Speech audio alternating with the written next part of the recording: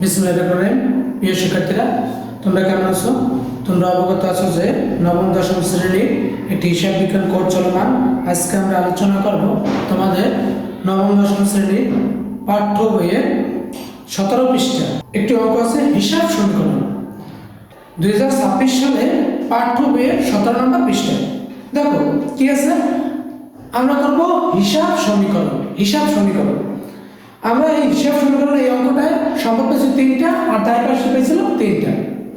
সম্পদ কি পাইছি? প্রথমে একটা তারিখ দিলাম, তারপর একটা উদ্ধৃত দিলাম। সম্পদ হলো নগদ আছে, যন্ত্রপাতি আছে আর প্রাপ্য হিসাব আছে। আর দায়ের পাশে আছে দায় আছে দুইটার মধ্যে আছে পাওনাদার হলো ব্যাংক ঋণ, আর একটা আছে মালিকানা সত্ত্ব। আধুনিক নিয়মে হিসাব সমীকরণ। আমরা জানি যে সকল ঘটনাগুলো লেনদেন না, কিন্তু সকল লেনদেনগুলো ঘটনা। যে ঘটনাগুলো লেনদেন হয় ওইগুলোর আমরা হিসাব সমীকরণ করব। প্রথমে 1 তারিখ আছে, আইনি পেশায় 50,000 টাকা মূলধন স্বরূপ বিনিয়োগ করল।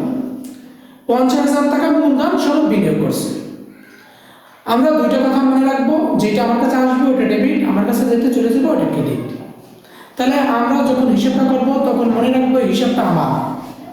ব্যবসা প্রতিষ্ঠানটা আমি পরিচালনা করি এবং এটার আমি পরিচালক, কিন্তু মালিক আমি না, আরেকজন ব্যক্তি আছে। তাহলে 1 তারিখ আছে, মালিক আমাকে 50,000 টাকা দিয়েছে, আমি কি পেয়েছি? নগদ টাকা পেয়েছি, আমার কাছে এসেছে নগদ টাকা। তাহলে নগদ হিসাব ডেবিট, আর এটা মূলধন দিচ্ছে মালিক দিচ্ছে, আর এটা মালিক দিচ্ছে। মালিক যেটা দেয় ওটা মূলধন হিসাব গণ্য হয়। তাহলে 1 তারিখ রাখতে পারি আমরা জানুয়ারি 1 নগদ দিচ্ছে 50,000 টাকা, নগদ হিসাব ডেবিট। নগদের ধরে লাগে 50,000 টাকা, আর এটা মূলধন দিচ্ছে মালিক দিচ্ছে। মালিক যদি কোনো কিছু দেয় এটা মূলধন হিসাবে গণ্য হয়। মালিকানা সত্ত্ব লেখো 50,000 টাকা, যাবে তা ছিল নগদ হিসাব ডেবিট, মূলধন হিসাব ক্রেডিট। 2 নম্বর আছে, জানুয়ারি মাসে অফিস ভাড়া পরিশোধ করা হলো 3,000 টাকা। 2 তারিখ অফিস ভাড়া পরিশোধ করছে। আমার অফিসের মালিক এসেছে, যার কাছ থেকে আমি অফিসটা ভাড়া নিয়েছি সে এসেছে, আইসা বলে স্যার আমার ভাড়াটা। আমার কাছে কি এসেছে? এসেছে ভাড়া। তার জন্য ভাড়া হিসাব ডেবিট আর নগদ হিসাব ক্রেডিট। যদি কোনো সময় নগদ ক্রেডিট হয় এটা নগদ থেকে কমবে, আর ব্যয় হলে মূলধন থেকে কমবে। এটা হলো ভাড়া দিচ্ছে, এটা হলো ব্যয় হয়েছে। ব্যয় হয়েছে থেকে মূলধন থেকে কমবে আর নগদ থেকে কমবে। যেহেতু নগদ কে দিতেছে তার জন্য নগদ থেকে কমবে। 2 তারিখ আছে, ভাড়া 3,000 টাকা, যাবে ছিল ভাড়া হিসাব ডেবিট, নগদ হিসাব ক্রেডিট। যেহেতু নগদ আছে নগদ থেকে কমাই দিলাম, আর ভাড়া হয়েছে ব্যয় হয়েছে থেকে মূলধন থেকে কমবে 3,000 টাকা। এই 3,000 টাকা যাবে ছিল ভাড়া হিসাব ডেবিট, নগদ হিসাব ক্রেডিট। 50,000 থেকে 3,000 মধ্যে থাকে 47,000, 50,000 থেকে 3,000 মধ্যে থাকলো 47,000 টাকা। 7 তারিখ আছে, ধারে অফিসের যন্ত্রপাতি ক্রয় করা হলো। ধারে অফিসের যন্ত্রপাতি ক্রয় করা হয়েছে, আমার কাছে এসেছে যন্ত্রপাতি, তার জন্য যন্ত্রপাতি হিসাব ডেবিট। আর আমার কাছ থেকে টাকা যাওয়ার কথা ছিল কিন্তু টাকা যায়নি, আমি ধারে ক্রয় করছি। ক্রয়ের সাথে থাকে পাওনাদার, তাহলে পাওনাদার আমার দায় বৃদ্ধি পেয়েছে, মানে পাওনাদার বৃদ্ধি পেয়েছে।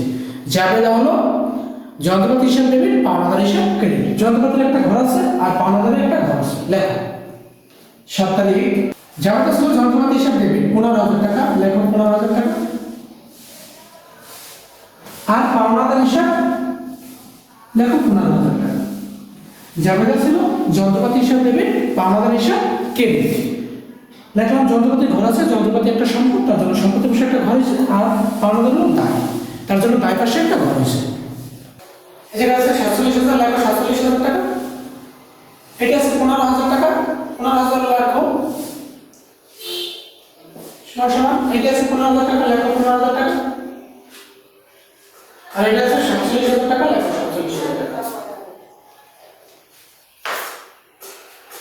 তারপর আছে 10 তারিখ। 10 তারিখ আছে, মক্কেলদের নগদে আইনি সেবা দেওয়া হলো।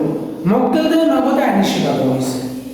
যাবে ধরো আমি সেবা দিচ্ছি, যেহেতু এটা সেবাকারী প্রতিষ্ঠান, এটা যেহেতু সেবাকারী প্রতিষ্ঠান তার জন্য আমি মক্কেলদের সেবা দিচ্ছি। যাবে ধরো নগদ হিসাব ডেবিট আর সেবা আর ক্রেডিট।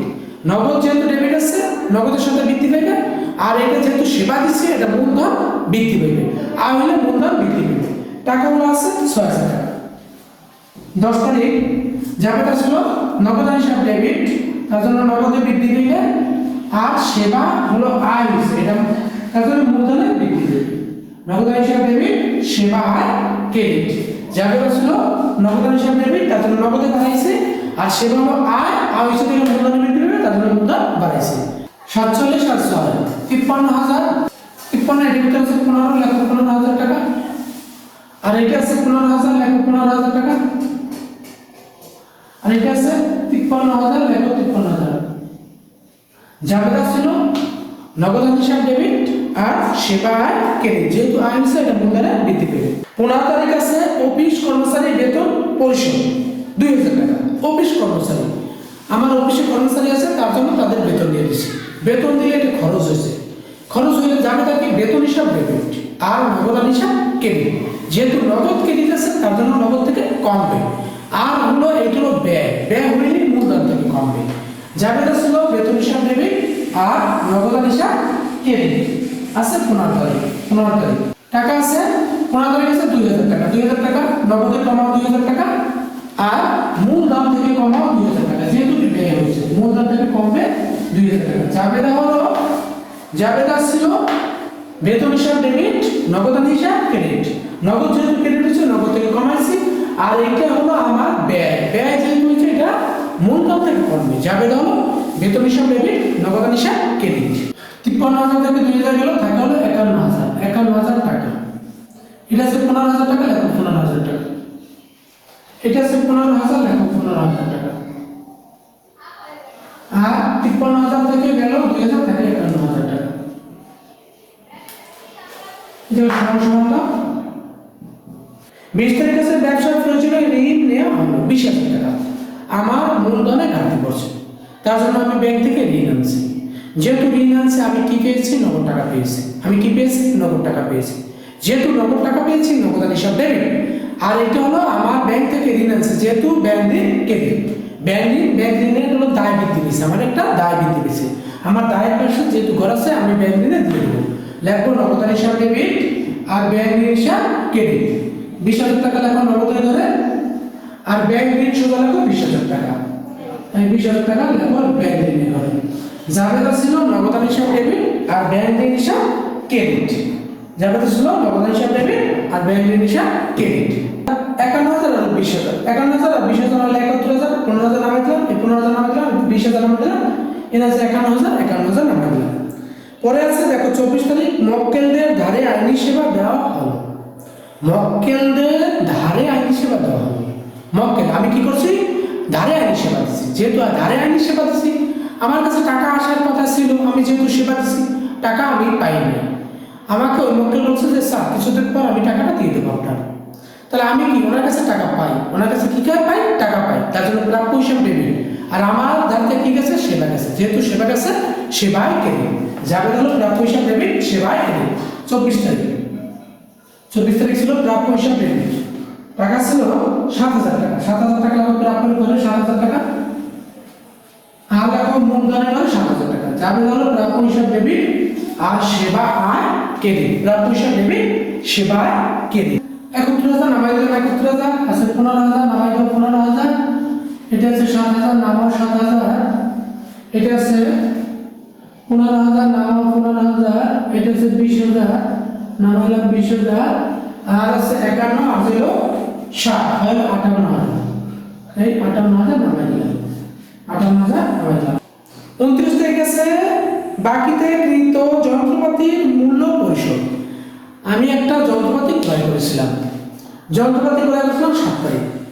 এখন 7 তারিখ যখন ক্রয় করছি তখন আমি বাকিতে ক্রয় করছি, তখন লিখছি যন্ত্রপাতি হিসাব ডেবিট, পাওনাদার হিসাব ক্রেডিট। এখন ওই পাওনাদার আমার কাছে 29 তারিখে এসে হাজির, আইসে বলে যে স্যার আমার টাকাটা দেন।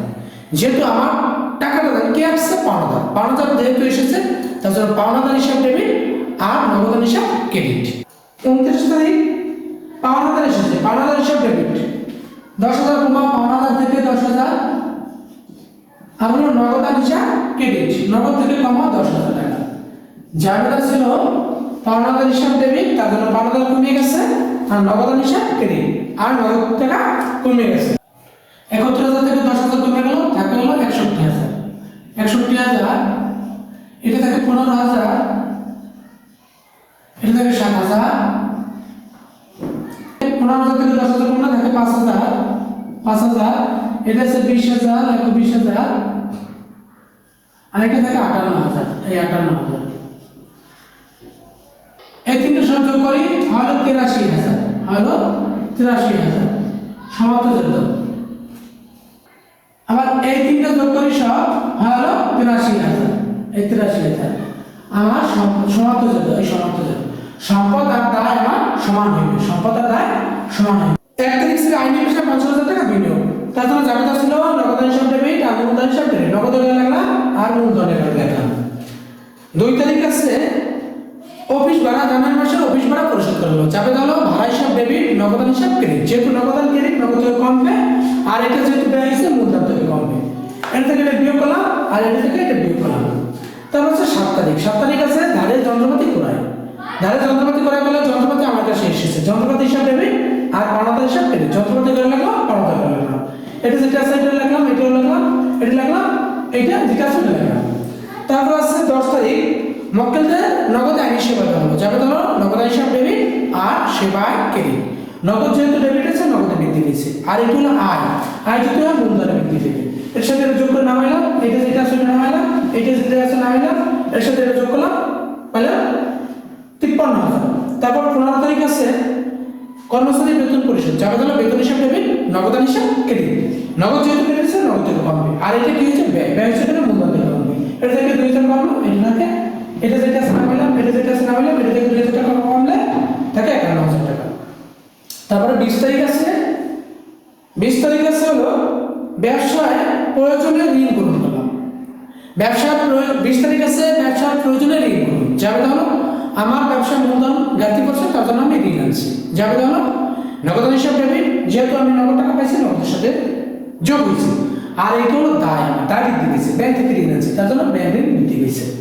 যেটা আছে ওটা নাম, এইটার সাথে এটা যোগ করে নামাইলাম, এটা নামাইলাম, এটা যেটা আছে নামাইলাম, এটা নামাইলাম, এটা যেটা আছে নামাই দিলাম। তারপর আছে 24 তারিখ, 24 তারিখ আছে হলো মক্কেলদের ধারে আইনি সেবা দেওয়া হলো, ধারে আইনি সেবা যাবে হলো প্রাপ্য হিসাব ডেবিট আর সেবায় ক্রেডিট। প্রাপ্য ঘর আছে, প্রাপ্য সম্পদ, তার জন্য সম্পদ তো সেরকম 7,000 টাকা, আর এটা হচ্ছে আয়, আয় হচ্ছে মূলধনের পাবে। এর সাথে এটা যোগ করলাম, নামাই দিলাম, যেটা 58,000, এটা যেটা আছে নামাইলাম, এটা যেটা আছে নামাইলাম, এটাও নামাই দিলাম, এটা নামাই দিলাম, এটা যেটা আছে নামাই দিলাম। তারপর আছে 29 তারিখ বাকিতে ক্রয়কৃত যন্ত্রপাতির মূল্য পরিশোধ। আমার কাছে এসেছে পাওনাদার, পাওনাদার এসে বলে যে স্যার আমি পাওনাদারের কাছে কী করেছিলাম, আমি একটা যন্ত্রপাতি ক্রয় করেছিলাম, তাকে তখন টাকা দেয়নি, এখন উনি হলো আমার পাওনাদার, ওই পাওনাদার এসেছে আমার কাছে এসে বলে স্যার আমরা টাকাটা দেন, টাকাটা দেন। তাহলে পাওনাদার এসেছে, পাওনাদার এসে দেবে আর নগদান ক্রেডিট। পাওনাদারের ঘর আছে তার জন্য পাওনাদার কমে গেছে আর নগদ থেকে কম, এর থেকে এটা বিয়ে করলাম থাকে 61,000, যেটা আছে এটা নামে দিলাম, যেটা আছে এটা নামে দিলাম, এর থেকে এটা বিয়ে করলাম থাকে 5,000, যেটা আছে এটা নামে দিলাম, যেটা আছে এটা নামে দিলাম। এইটা যোগ করলে আমাদের 83,000 নামে দিলাম, সম্পদ দিয়ে দিলাম, সম্পদ শেষ, সম্পদ সাইট শেষ। এইটা যোগ করলাম হয় 83,000, সম্পদ আর দায় হলো সমান হয়েছে। এই হলো আমার হিসাব সমীকরণ। আশা করি তোমরা অঙ্কটি বারবার করবা, তাহলে এই ধরনের অঙ্কে কোনো সমস্যা হবে না।